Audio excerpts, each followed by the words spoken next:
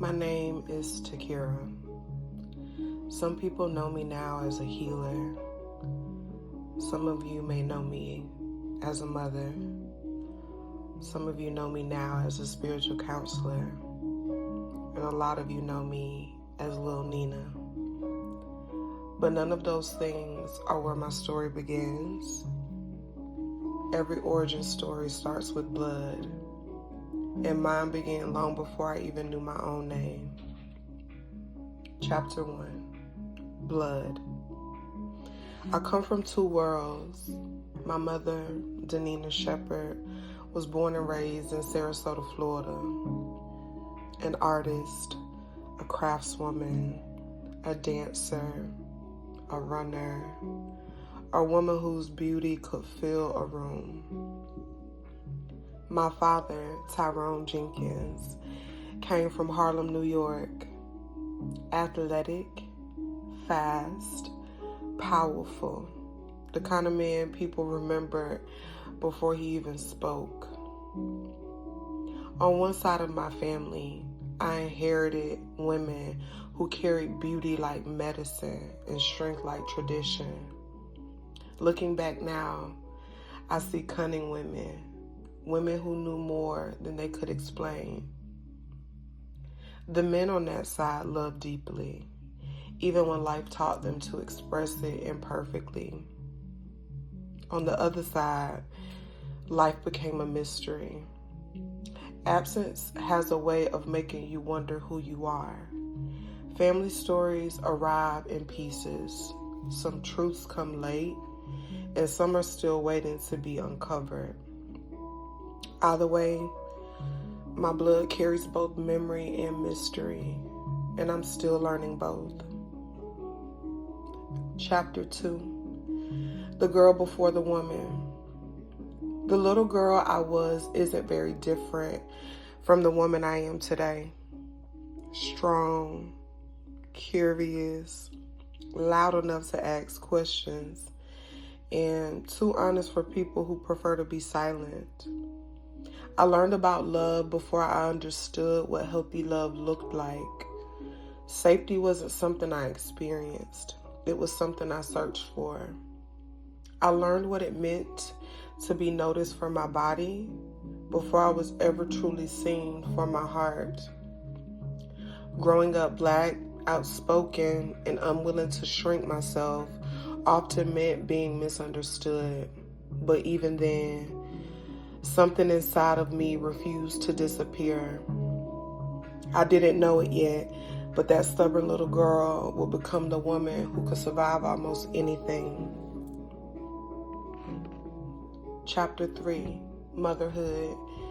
Life moved quickly. At 21, I became a mother.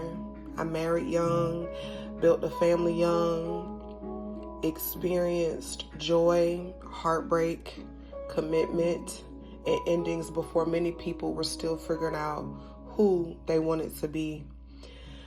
Today, I'm raising teenagers amongst my bonus children and continuing to redefine what family means.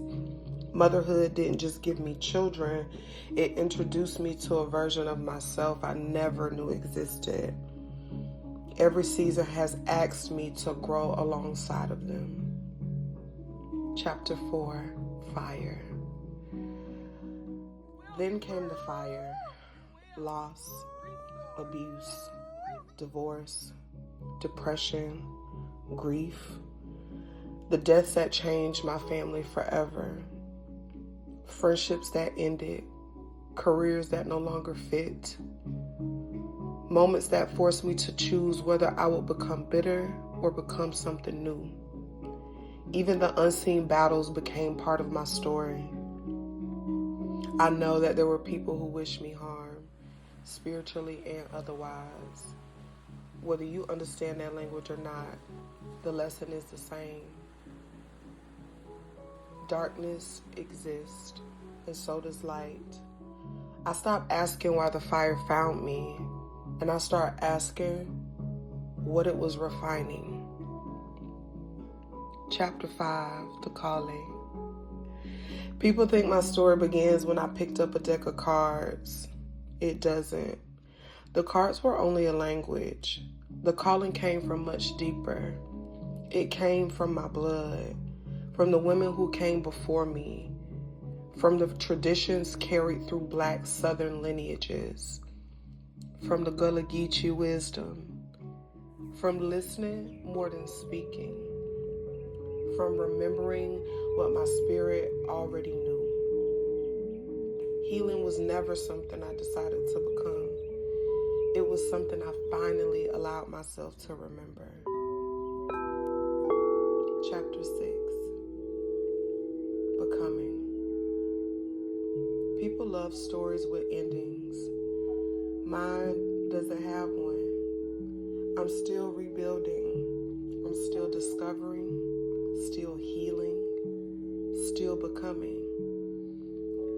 The little girl from 34th and Osprey, the teenager learning who she was, the young mother, the grieving daughter, the healer, they're all me, and none of them are the final version. If there's one thing I've learned, it's that an origin story isn't about where you started. It's about recognizing that every version of you had to exist so the next one could be born. And I have a feeling the best chapters haven't been written yet. So be it.